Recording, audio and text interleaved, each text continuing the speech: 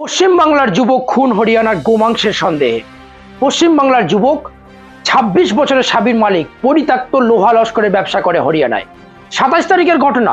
লোহা লস্করের লোভ দিয়ে কিছু যুবক ডেকে নেয়, তারপর অন্য জায়গায় নিয়ে গিয়ে পিটিয়ে খুন করে। যে ভিডিওটি ভাইরাল হয়েছে, দেখলে যে কারো হৃদয় কাঁপবে, বিভাগ হয়ে যাবেন, চোখ বন্ধ হয়ে যেতে পারে, মনে প্রশ্ন আসবে আজকের দিনেও আমি দেখাবো।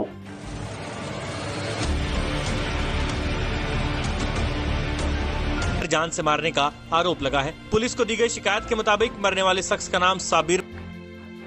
সূত্রে খবর, যে পাড়ায় সাবির মালিক থাকে সেই পাড়ায় মাংসের হাড় পাওয়া গেছে। গোরক্ষক নামক এই উগ্রবাদী কট্টরপন্থীদের সন্দেহ হয় সাবির মালিকই গোমাংস ভক্ষণ করে। এরপরেই দুজনকে ডেকে নিয়ে যায় জঙ্গলে। সেখানে এতটাই পেটায় যে সাবির মালিকের মৃত্যু হয় তৎক্ষণাৎ।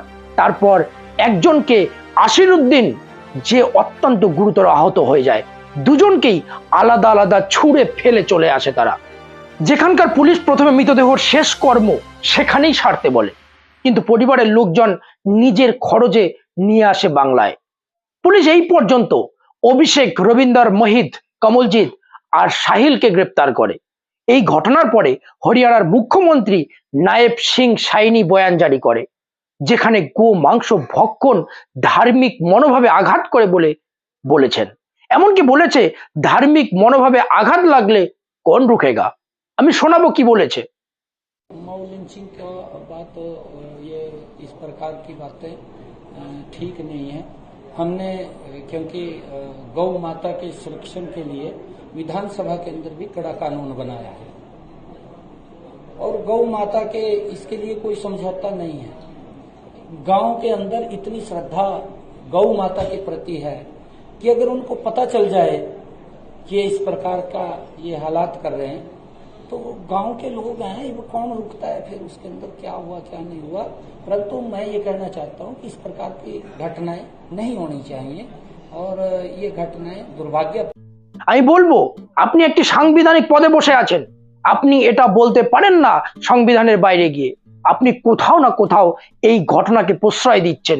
উগ্রপন্থী ধর্মীয় দালালদের গো মাংস ভারতের ভিতরে খেলে ধর্মীয় ভাবাবেগে আঘাত লাগে, আর কেটে বিদেশে রপ্তানি করলে সেখানে কি হয়? পার্টি ফান্ডে টাকা আসে।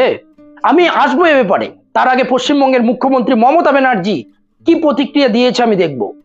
মমতা ব্যানার্জি তৃণমূল কংগ্রেসের নেতাদের নির্দেশ দিয়েছে সাবির মালিকের পরিবারের সঙ্গে দেখা করার এবং আর্থিক সহযোগিতা করার আশ্বাস দিয়েছেন।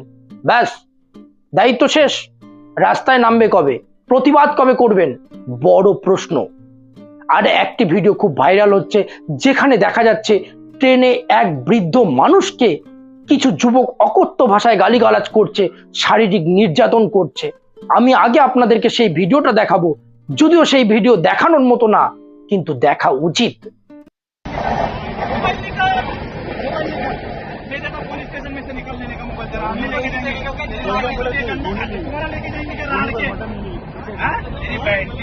जमा करेंगे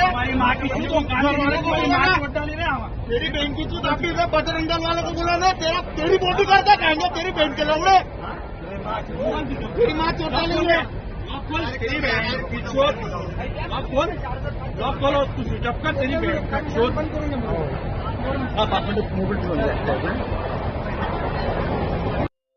কি উগ্রতা, কি কট্টরপন্থী মনোভাব, কি চণ্ডাল প্রকৃতির ব্যবহার। ঘটনাটি হলো, এই বৃদ্ধ মানুষটি হাজি আশরাফ আলী কল্যাণ থেকে মুম্বাইয়ের উদ্দেশ্যে ট্রেন ধরে মেয়ের সঙ্গে দেখা করার উদ্দেশ্য নিয়ে। সেখানে এই উগ্রপন্থী চণ্ডালদের পাল্লায় পড়ে যায়। শুধুমাত্র সন্দেহের বশে বৃদ্ধ মানুষটিকে অকথ্য মাবন তুলে গালিগালাজ করে। শুধু গালিগালাজে থেমে থাকে না, মারপিটও করে। বারবার বৃদ্ধটি বলে, আমার কাছে গোমাংস নেই, যে মাংস রয়েছে সেটির অনুমতি মহারাষ্ট্র সরকার বা মহারাষ্ট্রে রয়েছে। এই ভিডিওটি দেখেন। आंखों के दोनों साइड में इतना पूरी तरह मारा, सर में अभी भी हाँ पूरी, हाँ मेरी आंख के ऊपर पूरा खून से लाल हो चुकी है। मेरे को नजर भी कम ही आ रहा है उससे नजर भी कम आ रहा है। वो होने के बाद में जब ट्रेन वहाँ से शुरू हुई कल्याण से, मेरे को उतरने नहीं दिया गया। जब से कल्याण से जो मारपीट शुरू हुई, गंदी गंदी गालियाँ देने लगी और मेरे को वो उसकी जो थैली थी वो उन्होंने अपने पास के मैं चालू। फिर एक बार पूछूंगा, बीफ था या भैंस का गोश्त था? भैंस का गोश्त, भैंस का गोश्त, और उनका इल्जाम था बीफ का। बीफ का जी जी, पूरा भैंस का गोश्त था। अच्छा, एक फिर कल्याण से आगे आपको उतरने नहीं मिला, आगे क्या हुआ? हाँ, कल्याण से उतरने नहीं मिला, मेरे को पूरा मारपीट किए, मेरे साथ में इतना गंदी गाली गलौज किया, और उसके अलावा इतना बुरी तरह झपटी लूटमार भी की गई? लूटमार भी की, मेरे कपड़े फाड़ दिए, मेरे जेब में 2800 रुपया था। अच्छा, 500 की 5 नोट थी और 100 के 3 नोट थी। अच्छा। मेरे साथ में वो पैसे भी उन्होंने छीन लिया मेरे पास से, मेरा मोबाइल भी छीन लिया। अच्छा। और मेरा स्विच ऑफ करके मोबाइल देख कर रहे हो हाँ, वीडियो मेरे में, को तो मोबाइल ले लिया आपका? मेरे पास से मोबाइल ले लिया, यानी रॉबरी हो गई एक तरह से। अच्छा, मोबाइल लेने के बाद में मेरे को बोला इसका लॉक खोलो, मेरे से लॉक खुलवाया, और लॉक खुलवाने के बाद में उन्होंने सोशल मीडिया पे मेरी पूरी शूटिंग ली, और वो पूरी शूटिंग वायरल भी कर दी, मेरे मोबाइल से ही वायरल कर दी। अच्छा। जिस वक्त वहाँ कल थाना स्टेशन आया, मैं थाना स्टेशन में अपनी जान बचा के स्टेशन से मैं उतरने की कोशिश किया, मेरे को उतरने नहीं दे रहे थे। इस सफर के दौरान कोई लड़के ऐसे बोल रहे थे कि इसको चालू ट्रेन के अंदर से इसको फेंक दो, इसको काट डालो, इसको फेंक दो, इसका माँ से ये भी फेंक दो। मेरे को बार बार कोशिश कर रहे थे, वो गेट तक मेरे को लेके गए, लेकिन कुछ लोग थे समझदार, अरे नहीं बाबा ये बुजुर्ग आदमी है, उसके ऊपर थोड़ा दया करो। बार बार मेरे को दरवाजे के पास ला रहे थे, और लाने के बाद में मेरे को फेंकने की कोशिश कर रहे थे, लेकिन कुछ लोगों ने उसको रोका। और मैं आने के बाद में थाना स्टेशन पे आने के बाद जब मैं उतर के सामने पुलिस चौकी थी, रेलवे पुलिस की, मैं सीधा वहाँ पर गया। वो बर्नी वगैरह मेरे साथ में थी, उन्होंने वो बर्नी जो पैक थी वो उसके ऊपर के पैकिंग वगैरह सब चाकू से काट के फेंक दिया, और वो बर्नी मेरे मांडी पर रख के मेरी वीडियो शूटिंग उन्होंने किया। पुलिस ने? वो लड़कों ने। अच्छा। थाना उतरने के बाद में डायरेक्ट मैं पुलिस स्टेशन गया। हाँ। वहाँ पर 4-5 हवलदार थे, और जाने के बाद में मैं साइड में बैठ गया, मेरे को थोड़ा जान बची, मेरे को थोड़ा सुकून लगा। मेरे से बोला भी नहीं जा रहा था, मेरे से देखा भी नहीं जा रहा था, और मेरी कितनी कंडीशन हो गई कि मैं क्या बात कर रहा हूँ मेरे को कुछ समझ में नहीं आ रहा था। तो ये कंडीशन मेरी वास्तव होने के बाद में उन्होंने वो जो लड़के थे 5-6 लड़के मेरे पीछे पीछे दौड़ के आए। पहले मेरे को वार्निंग दिया था चक्कू बता के, अगर तूने पुलिस केस किया तो हम तेरे को जिंदा नहीं रखेंगे। ये मेरे को धमकी दिया गया। मेरे को उमस नहीं रहा था, तो मैं इस पुलिस स्टेशन पे आ गया। आने के बाद में मेरी जान बची, मेरे को थोड़ा सुकून लगा। अब मैंने देखा कि ये होने के बाद में बच्चे लोग जा रहे थे, ट्रेन चालू हो गई, उसमें कुछ लड़के दौड़ के चले गए। उसके बाद में 1-2 लड़के जो थे, उन्होंने पुलिस ने उनको रोक के रखा था। उन्होंने ये सब पूछा कि क्या मामला है, उनसे भी वो लिखा, मेरे से भी लिखा, वो पुलिस केस बनाना है। अब मेरे को कुछ समझ में नहीं आ रहा था, मेरे को दिमाग काम नहीं कर रहा था, मैं क्या बोलूँ क्या ना बोलूँ। मैं ये सोच रहा था कि भाई मैं यहाँ से कुछ निकल जाऊँ। वहाँ से निकलने के बाद में पुलिसों ने नॉर्मल केस मेरे को सादे पेपर पे लिख लिया, इसके ऊपर साइन करो। क्या लिखा कुछ पता है आपको? अच्छा, उन्होंने बताया है कि भाई ये ট্রেন থেকে ফেলে দেওয়ার চেষ্টা করে, লুটপাট করে, তার কাছে 28,000 টাকা ছিল সেটাও ছিনিয়ে নেয়। গো রক্ষা তো বাহানা, আসল হলো মুসলিমদের প্রতি ঘৃণা। 2017 সাল প্রধানমন্ত্রী নরেন্দ্র মোদী একবার মোপ লিঞ্চিং এর বারভ্রান্ত নিয়ে কথা বলেছিল। গো রক্ষার নামে ভণ্ডানি হচ্ছে, তারপর থেকে মুখে এক কাজে অন্যরকম হচ্ছে। আমি প্রধানমন্ত্রী কি বলেছে সেই 2017 সালের বয়ানটিকে আমি দেখাবো। कभी कभी ये जो गौरक्षा के नाम पर कुछ लोग अपनी दुकानें खोल करके बैठ गए हैं,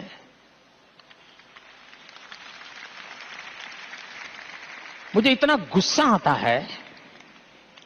गौ भक्त अलग है, गौ सेवक अलग है।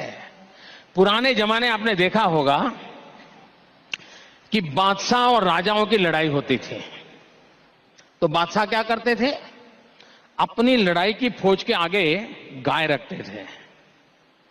राजा को परेशानी होती थी कि लड़ाई में अगर हम शस्त्रों का वार करेंगे तो गाय मर जाएगी, तो पाप लगेगा, और इसी उलझन में वो हार जाते थे। और वो भी बड़ी चालाकी से गाय रखते हैं। मैंने देखा है कि कुछ लोग जो पूरी रात एंटी सोशल एक्टिविटी करते हैं, कुछ लोग लेकिन दिन में गौरक्षक का चोला पहन लेते हैं।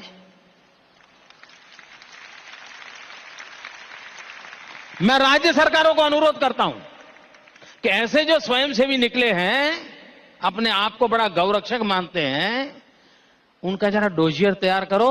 70-80% ऐसे निकलेंगे जो ऐसे गोरख धंधे करते हैं जो समाज स्वीकार नहीं करता है, लेकिन अपनी उस बुराइयों को से बचने के लिए ये गौरक्षा का चोला पहन करके निकलते हैं।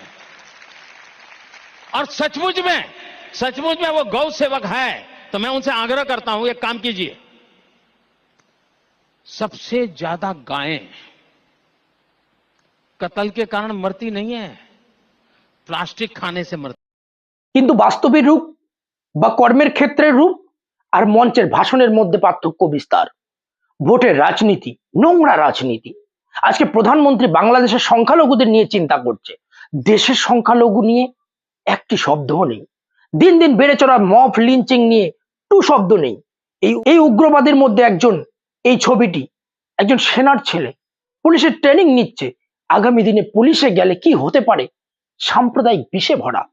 ছোট ফুটফুটে বাচ্চা জুনায়েদকে মেরে ফেলে, মব লিঞ্চিং এর শিকার হয়। তার মায়ের সেই ন্যায়ের অপেক্ষায় ছুটে বেড়ানো থেকে শুরু করে আরপিএফ চেতন শর্মার খুঁজে খুঁজে শুট আউট করা এবং বলা যোগীকে ভোট দেওয়া থেকে শুরু করে আজকে সাবির মালিক, আজকে হাজি আশরাফ আলী, কিছুই বদলায়নি। আর কত? আজ বিশ্বে গোমাংস এক্সপোর্টের সব থেকে বড় 10টি কোম্পানির মধ্যে 4টি ভারতে। সেই কোম্পানিগুলোর মালিকদেরও একটু খুঁজুন। এই ইন্ডিয়া টুডের খবর দেখুন, যেখানে বলা হয়েছে মোদির শাসনে ভারত বিশ্বের মধ্যে সব থেকে বড় গোমাংস রপ্তানিতে। কি বলবেন? দেশের ভিতরে মাংস খেলে ধর্মীয় ভাবাবেগে আঘাত লাগে, আর বিদেশে কেটে রপ্তানি করলে মোটা ইলেকট্রাল বন্ডের মাধ্যমে পার্টি ফান্ড পাওয়া যায়। এই গোরক্ষক নামক চন্ডালদের জায়গা বিশেষে রং আলাদা কেন? অরুণাচলে অর্থাৎ উত্তর পূর্ব ভারতে গোমাংস বন্ধ করে না কেন? গোয়ায় কিছু বলে না? কে কি খাবে সেটা দেখার দায়িত্ব কে দিয়েছে এদের? এসব সংবিধানকে ক্ষুণ্ণ করা নয়, মানুষের মৌলিক অধিকারকে ক্ষুণ্ণ করা নয়, শুধুমাত্র সংবিধানকে ক্ষুণ্ণ করার বিষয় নয়। এই মোদি বাবুর জামানায় দিন দিন এই মব লিঞ্চিং বেড়ে চলেছে। আর এই মব লিঞ্চিং বেড়ে চলাটা সমাজের কট্টরতা বাড়বে, সমাজের গভীর প্রভাব পড়বে। গোরক্ষকের নামে সমাজে এরকম ঘটনা বারবার হচ্ছে, এটা চিন্তাজনক নয়? মানুষ কি খাবে, মানুষ কি পড়বে, মানুষ কি বলবে, সেটা স্বাধীনতা যদি না থাকে তাহলে স্বাধীনতার কি মানে দাঁড়ায়? এক্ষেত্রে কঙ্গনা রানাউতের সেই বিখ্যাত বহু চর্চার সেই বয়ানের কথা মনে পড়লো। সে বলেছিল 2014 সালে দেশ নাকি স্বাধীন হয়েছিল, কিন্তু তার সেই কথার পরিপ্রেক্ষিতেই বাস্তবিক রূপে যেটা দেখা যায়, 2014 পর দেশ নতুন করে এই মোদি জামানায় পরাধীনতার গ্লানিতে ভুগছে, দিন দিন পরাধীনতার দিকে যাচ্ছে।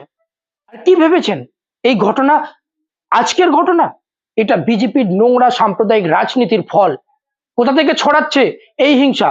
মনে আছে কেন্দ্রীয় মন্ত্রী গিরিরাজ সিং এর বয়ান, মুসলিমদের এখানে থাকতে দেওয়া হয়েছে, এটাই বড় ভুল। যখন দেশ বিভক্ত ধর্মীয় আধারে হয়েছে, তাহলে মুসলিম এখানে কেন? যদি এদের এখানে থাকতে দেওয়া না হতো তাহলে আজ এই দিন দেখতে হতো না। এতটা ঘৃণা। মালিক মুসলিমরা না হলে দেশ স্বাধীন হতো কিনা সন্দেহ, কারণ আপনার দল, আপনার সঙ্গ ইংরেজদের চাপলুসিতে ব্যস্ত ছিল। এদেশে মুসলিম রাষ্ট্রপতি ছিল, বহু সুপারস্টার, আর আপনি এই বিষাক্ত মনোভাবী। মনে আছে হেমন্ত বিশ্ব শর্মা বিষাক্ত রাজনৈতিক স্বার্থে মোগল औरंगजेब टेने নিয়ে এসেছিল? अगर मैं मुख्यमंत्री बन के थोड़ा बहुत बाबर औरंगजेब को टाइट नहीं करूंगा तो मुख्यमंत्री बन के क्या फायदा है? तब उसमें फायदा क्या है? तो बाबर और औरंगजेब को टाइट करने के लिए ही जो मैंने मुख्यमंत्री बना। 20 শুভেন্দু অধিকারীর বয়ান শুনবেন। এই মহাশয় তো বলেই দিয়েছেন সংখ্যালঘু মোর্চার প্রয়োজন নেই।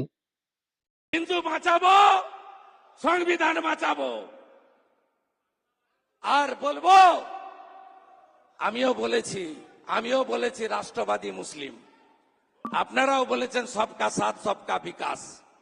আর বলবো না, বলবো जो हमारे साथ हम उनका साथ, जो हमारे साथ हम उनका साथ, सबका साथ सबका विकास। बंद करो नो नीड সংখ্যালঘু মোর্চা। ভালো থাকুন, জয় শ্রীরাম। বাবু থোড়া সোলো। আর এসব মন্ত্রী নেতা কেন, স্বয়ং নরেন্দ্র মোদী প্রধানমন্ত্রীও বিজেপির বিষাক্ত রাজনৈতিক স্বার্থে বহুবার বহু ধরনের ঘৃণা ছড়িয়েছিল। আমি একটা বক্তব্য শোনাবো আপনাদেরকে। और पहले जब उनकी सरकार थी उन्होंने कहा था कि देश की संपत्ति पर पहला अधिकार मुसलमानों का है। इसका मतलब ये संपत्ति इकट्ठी करके किसको बांटेंगे? जिनके ज्यादा बच्चे हैं उनको बांटेंगे। घुसपैठियों को बांटेंगे। क्या आपकी मेहनत की कमाई का पैसा घुसपैठियों को दिया जाएगा? आपको मंजूर है ये कांग्रेस का मैनिफेस्टो कह रहा है कि वो माताओं बहनों का सोने का हिसाब करेंगे, उसकी जड़ती करेंगे, जानकारी लेंगे और फिर उस संपत्ति को बांट देंगे और उनको बांटेंगे जिनको मनमोहन सिंह जी की सरकार ने कहा था कि संपत्ति पर पहला अधिकार मुसलमानों का है। भाइयों बहनों, ये अर्बन नक्सल की सोच, मेरी माताओं बहनों, ये आपका मंगलसूत्र भी बचने नहीं देंगे, यहां तक जाएंगे मैं कहने। মিথ্যা, ডক্টর মনমোহন সিং এরকম কথা কখনোই বলেনি। কিন্তু ভোট বড় বালাই, ঘৃণার উপর হিংসার উপরই বিজেপি টিকে আছে। গিরিরাজ সিং এর উত্তরে বলছি, মুসলিম না থাকলে বিজেপি থাকতো না। আর মোদি বাবুরা কতজন ভাই বোন একটু খুঁজুন।